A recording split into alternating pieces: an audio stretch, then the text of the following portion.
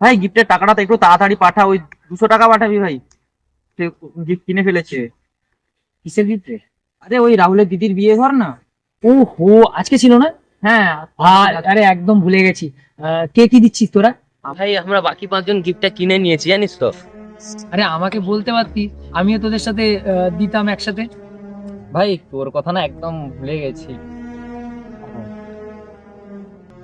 বুঝলাম, তাহলে ঠিক আছে ভাই, আসছি। আসছি তাহলে, তোর সাথে সন্ধ্যাবেলা সন্ধ্যাবেলা কথা সন্ধ্যাবেলা হচ্ছে। দেখা হচ্ছে।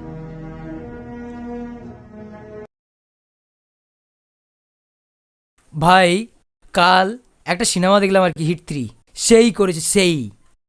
চল না একদিন সিনেমা দেখতে ভাই যাবো। একটা বাবার বেড়ে গেছে, 3টে টিকিট কেটেছি সিনেমা দেখতে যাবো, শান্তনু এখন আসবে না বলছে, কি করি এখন?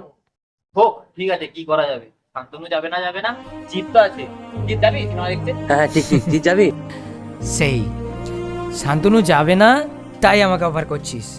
না রে ভাই, আমি সেরকম না ভাই। কথাটা শোন, আমি সিনেমা অতটা ভালোবাসি না, তোরা যা এনজয় কর।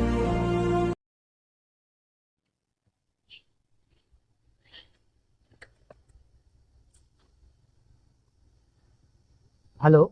হ্যাঁ, ওদের 5 জনকে দেখলাম যে ট্রেনে কোথাও যাচ্ছিস নাকি?